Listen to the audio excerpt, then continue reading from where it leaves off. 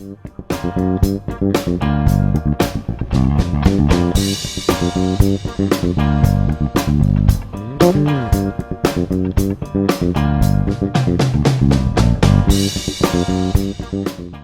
this is Dan here. I hope you're doing really well. I've done a bunch of examples from my new book, Complete Fingerstyle Bass Technique, and this is the last one. So if you haven't checked out the other ones, I'll put links below. But here we've got ghost notes.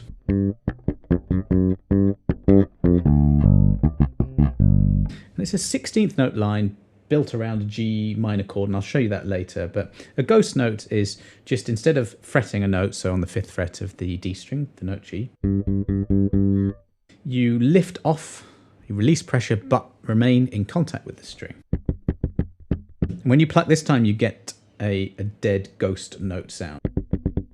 Notice I'm using more than one finger, because if you don't, there's a tendency to catch a harmonic. So I think of it like I'm touching all the strings and I'm just fretting the exact point that I want. So in this case, the 5th fret of the D string. Otherwise, the whole hand is pretty much closing around the strings. And that ensures a really dead sound, with no notes ringing. So that's the first bit. We've got frets 3 and 4 after the G on the 5th fret.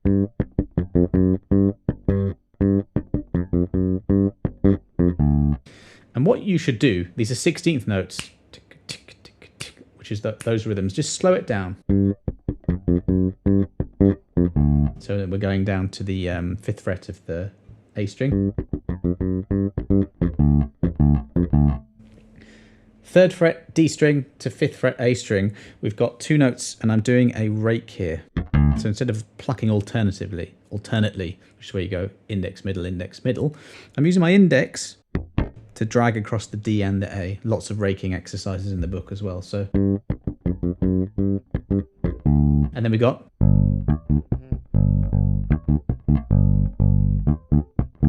and that's the thing, we've got some plucked notes. This really highlights it well. On the 5th fret of the A string, that's the note D. It's 4/16ths, and the 3rd one is the ghost note. So just isolate that bit and get used to the timing and the pressure differences to create the ghost note or the fretted note. You could even just play around with this idea and just move the ghost note around. That's the first 16th note. What about the second one?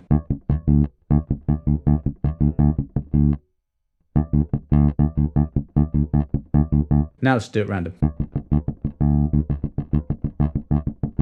You can hear how ghost notes contribute to percussive, funky sounding lines. They don't have to be used in funk, by the way, but they often are. So.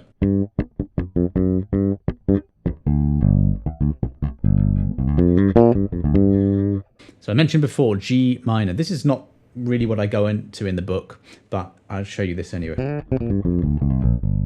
We've got a G minor pentatonic scale, which is frets 3 to 6 on the E string, and then 3, 5 on the remaining strings.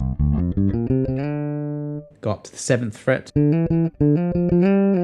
Probably won't go to there, actually. Let's just go to there.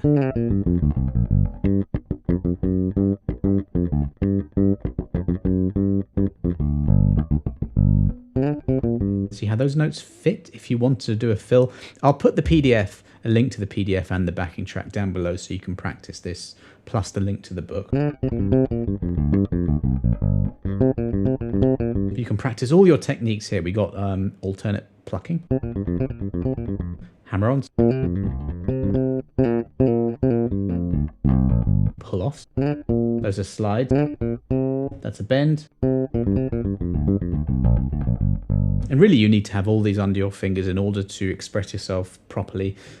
Funk bass uses a lot of this, but name a style, name any style, and you'll hear all these techniques going on, and that's why you need to know them. When you learn any new technique whatsoever, I think it's a good idea just to slow everything right down. You do have a backing track here, but don't worry about getting up to speed with it yet. In fact, I would recommend that you don't play to the backing track until you've got everything under your fingers, because there's a tendency to rush.